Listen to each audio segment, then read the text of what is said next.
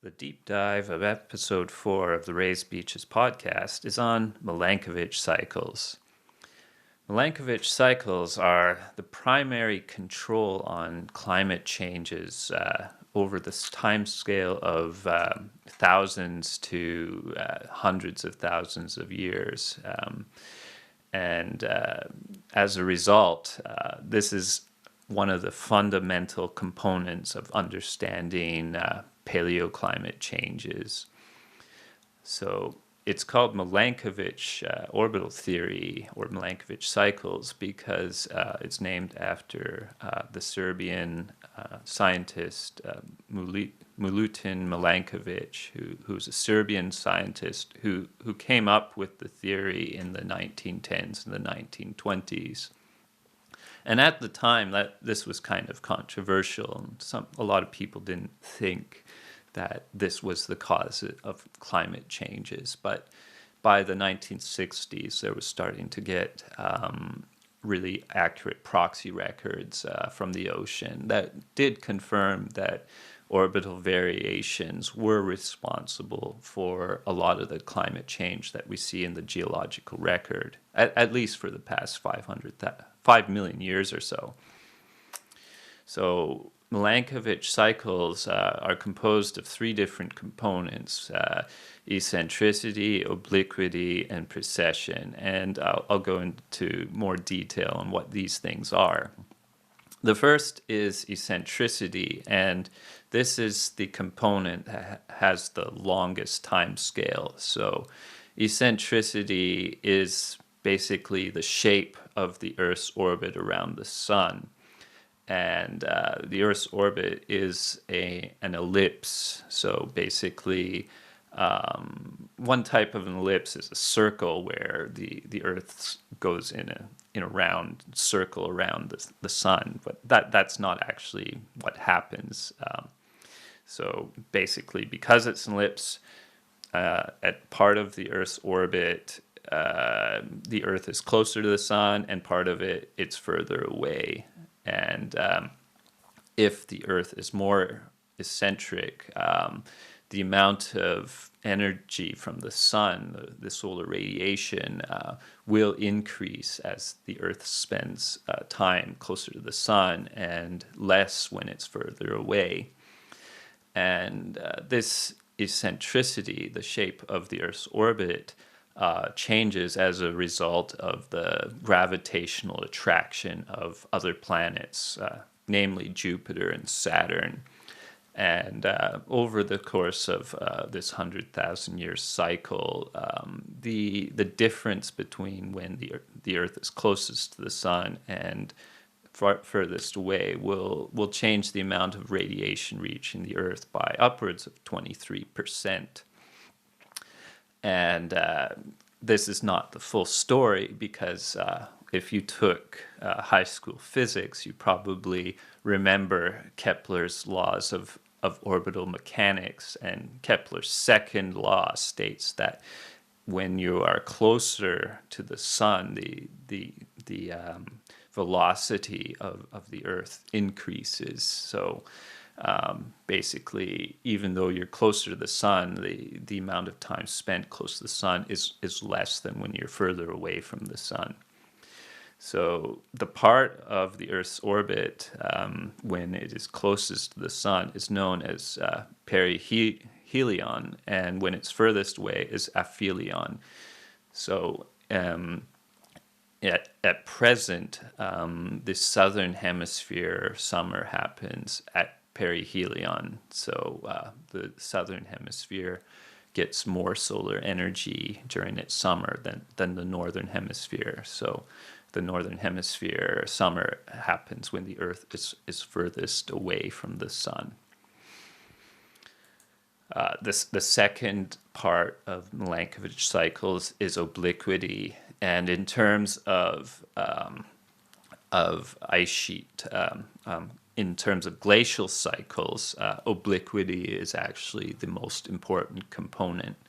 And what obliquity is that the Earth's axis of rotation is on an angle relative to the plane of the Earth's orbit around the sun. And this angle is measured relative to the perpendicular line coming out of that plane of the orbit. So when the Earth's orbit is more oblique, that means that during the summertime, there's more solar energy reaching the poles. So when we're thinking about glaciation, the summer temperature is the most important thing that controls that, because during the summer, any snow that goes onto the land will melt during the summer. So when the Earth's orbit is more tilted than, or when the axis of rotation is more tilted, that will mean that more snow will melt. And as a result, if the axis of rotation is less tilted, ice can accumulate on the surface, and you will develop ice sheets. This varies over a period of 40,000 years, and the changes between 22.1 degrees and 24.5 degrees. Now, that doesn't sound like much, but that small amount is sufficient to change the duration of the summer and the intensity of the solar energy reaching the northern hemisphere polar regions, enough to create these ice sheets. And the cause of obliquity is due to the gravitational attraction of the planets and the sun. And yeah, so the third component of Milankovitch orbital theory is precession. So the Earth's axis of rotation precesses like a top. So basically, the direction the Earth's axis of rotation points relative to the plane of the orbit will change over time. So as an example, right now, the Earth's axis of rotation, the North Pole is pointing towards the star Polaris, but in a few thousand years, that will not be the case. And the consequence of this precession is that the place in the Earth's orbit where the summer or the winter will happen will change over time, and that happens on a period of about 26,000 years. So this is created because the Earth is not a sphere, and it also is has the axis of rotation is tilted relative to the plane of the Earth's rotation around the sun. And as a result of the fact that the Earth is kind of bulged out near the equator, that the gravitational attraction of the sun will exert a torque on the Earth, and that's what's causing this precession. So right now, if we, as I mentioned, right now the southern hemisphere summer is happening when the Earth is closest to the sun, but in 13,000 years from now, that will be reversed, so that the northern hemisphere summer will happen when the Earth is closest to the sun, and of course the consequence of that is that it will be less likely for an ice age to start, glaciation to start in the next 13,000 years. And of course, like I said, everything is based on the northern hemisphere summer, because the northern hemisphere has continents, and snow will come on it, and depending on the amount of snow that melts, it will change many other parts of the climate system, like how much solar energy is being reflected back into space. And the southern hemisphere is mostly ocean, so it's not as the orbital cycles are not so important on the southern hemisphere conditions. And over the past million years, there's been very large changes in the intensity of the solar radiation in the northern hemisphere. And based on the paleoclimate proxy records, we see periods when the amount of energy reaching the northern hemisphere polar regions in the summer, you do see the growth of ice sheets, and opposite when the amount of solar energy reaching the northern hemisphere increases, then you see a retreat of the ice sheets. And right now we're in a situation where there's only ice sheets in Greenland, and but yeah, in 20,000 years ago, there was ice all over North America and Europe. So, 20,000 years ago, that was, that's probably coincides with when obliquity was sort of at a minimum. And last episode I talked about proxy records, and specifically the LRO4 curve. And the LRO4 curve, which goes back about 5 million years ago, you see this fluctuation in the oxygen isotopes. And the oxygen isotope variations are dependent on the temperature of the ocean and the amount of ice on land. And when they decomposed this signal between about 2.5 and 1 million years ago, you do see the influence of the obliquity, and the fluctuations have a time period of about 40,000 years. But after 1 million years ago, that amplitude changed, and the duration of these cycles changed to be about 100,000 years ago, which is what eccentricity is. And the reason for this is not quite understood yet. It's probably a feedback in the system, and this is something that is being actively discussed. It could be related to greenhouse gases, for instance, but we don't have a record of carbon dioxide going back that far back in time, but hopefully in the next decade we will. And maybe it's something more simple, like a change in the configuration of the land where the ice sheets grew. That's another possibility.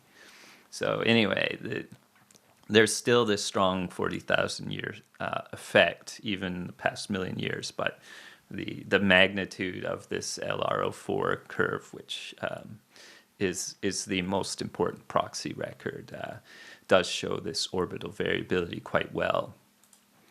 Another famous proxy record that demonstrates the orbital influence on climate is the Chinese speleothem record. So a speleothem is a cave rock, and if you measure the fluctuations in oxygen isotopes, it tells you about the conditions of precipitation where the cave is. And the fluctuations in the oxygen isotopes in China are influenced by the monsoon, the Eastern Asian monsoon. And what in simplistic terms, monsoon is basically an effect of the global wind patterns, which are affected by the gradient of the temperatures between the polar region and the equator. So basically the position of the monsoon will change as the intensity of the northern hemisphere summer changes. So it fits so well. It's really quite amazing. And it does show that the orbital changes are responsible for a lot of the climate change that we see in the paleoclimate records. So into the future, we if there was no changes to greenhouse gas emissions, we're actually moving into this period where obliquity is decreasing, which would decrease the intensity of the northern hemisphere summer. But we're also at the same time going into a period where, because of precession, the summer is slowly moving towards having the northern hemisphere summer when the Earth is closest to the sun, and these sort of effects are canceling each other out in the next 10,000 years or so, and so as a result, in terms of the orbital theory, we were probably in a period of time in recent Earth's history where, absent of humans, the climate should be quite stable, which this hasn't really happened in recent Earth history, where there's a long period of no northern hemisphere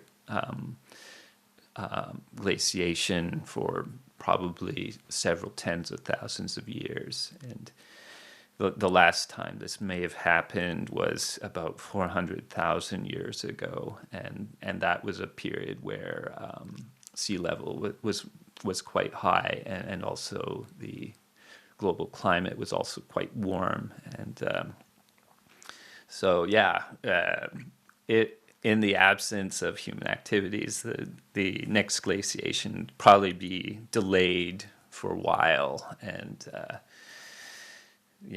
this eventually the glaciation would start, and I have not done any climate modeling to confirm when it might start, but I think we would have been in a very long non-glacial period, and it would probably start about 50,000 years from now, which is quite late. But when it does start, it would probably start quite abruptly, I think. So that's interesting to ponder. But yeah, when we think about paleoclimate, we want to think about what happens in the future, and this is one of the things that we have to ponder. Anyway, that's the deep dive.